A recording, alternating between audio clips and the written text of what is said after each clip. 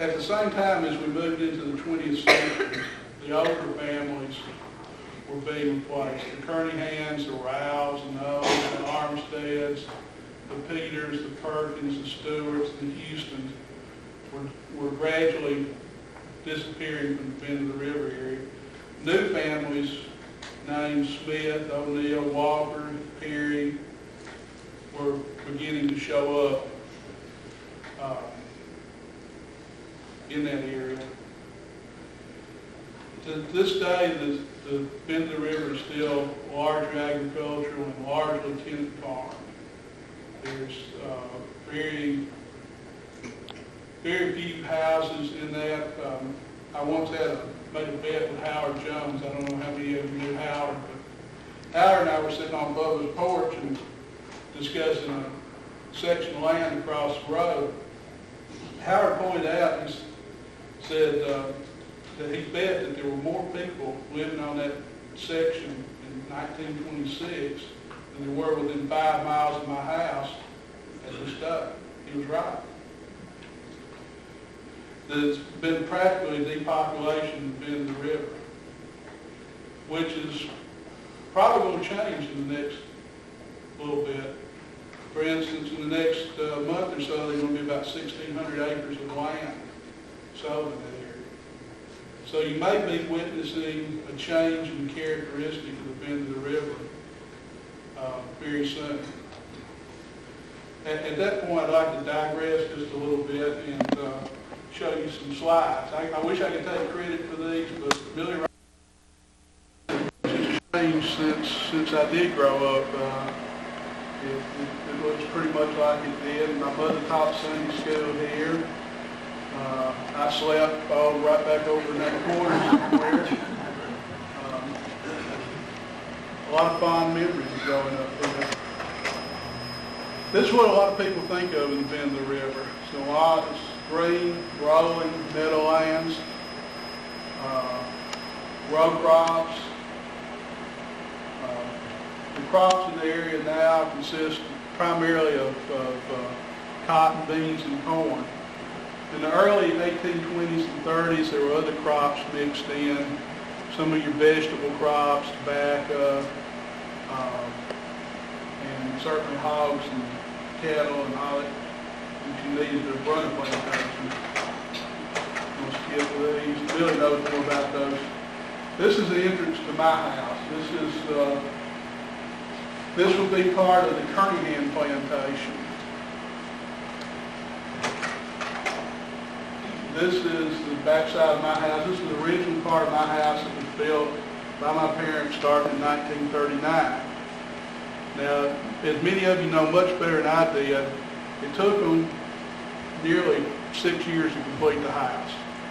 Nails were hard to come by. Different other things were hard to come by during the war. So they just built it as they could. But basically it took them about 6 years to build it. Now this is part of the Kernihan Cemetery. As I was growing up, right across the road on Roberts Place, there's this really fascinating place up in the woods. It was a wooded knoll. It's a little area surrounded by stone wall and these old cemetery markers. At that time you could read a lot of them. And some of the Kernihans were born in like 1795 in Ireland. There were a lot of them that died in the 1820s and 30s. There were a lot of children. That was what always fascinated me, that around 1820s to 1830s, a lot of children had died. And since then, I've heard different stories about plagues and epidemics, particularly malaria and whatnot, that were prevalent in the early days. It seems as most frontiers were expanded, initial people that came into the area had a lot of problems with diseases until the area was cleared and settled. These are some more of the markers.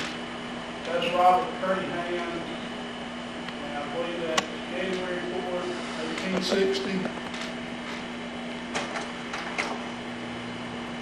This is, I believe, Robert and Lynn Murphy, and who else is with you, Robert? Orland Irons.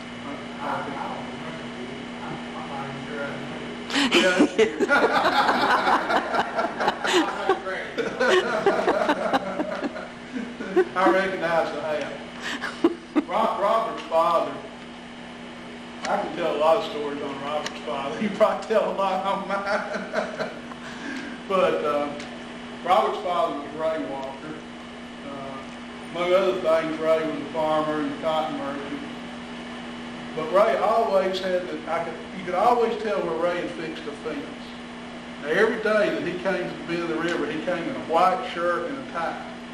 And every day that he left the Bend the River, he went home in a white shirt. There were more ties and fences than there were anywhere. And I remember Robert's mother getting particularly mad at Robert's father one day. Robert, I believe, what was it? Your father bought a car about every other year, wasn't it? Every so. But buys him a new car, heads to the Bend the River, buys 2 bags of salt, gets down there to feed the cattle, and there's nothing to put the salt in, except the hubcaps on the car.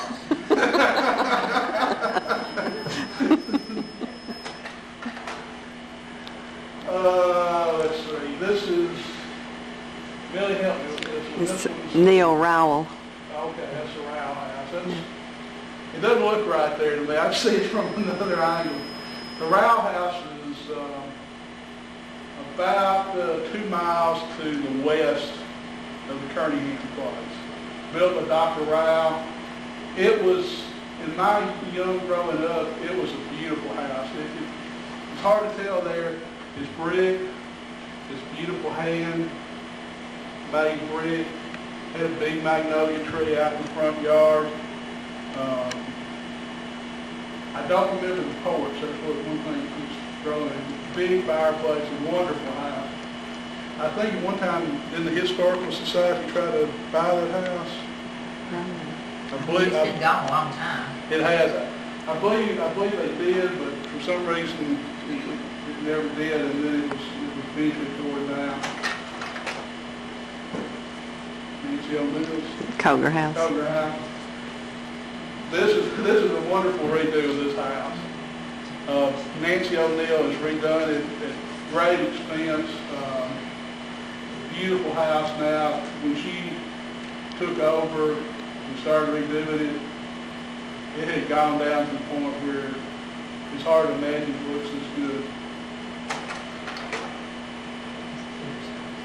Peter's house, that's before my day. That would have been about 5 miles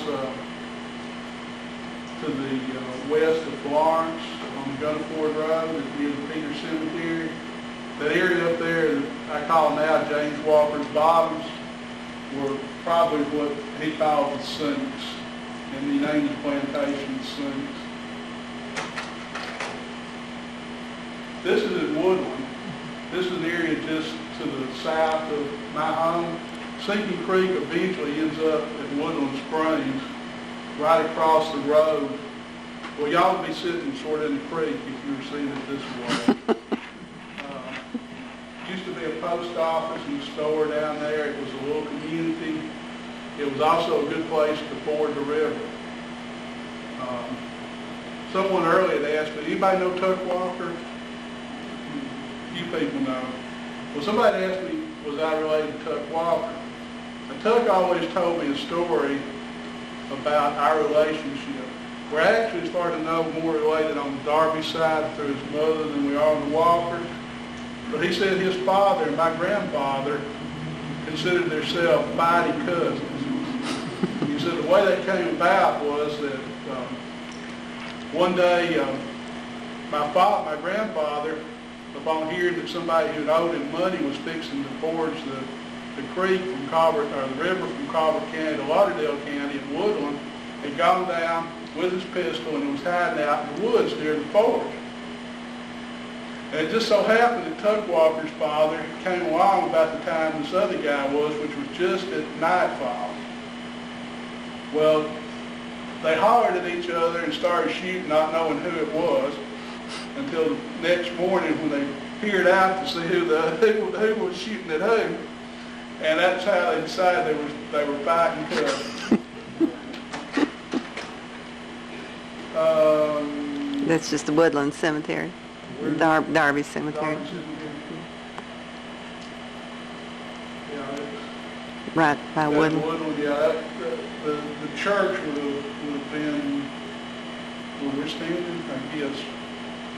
The church burned probably in the 1950s, I guess, sometime about that time. There's a cemetery there, it's right before you get to Woodland.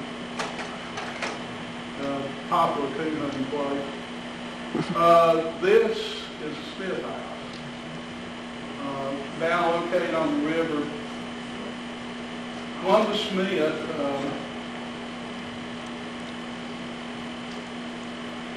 working with limited resources, but eventually accumulated quite a bit of land and frontage down on the river.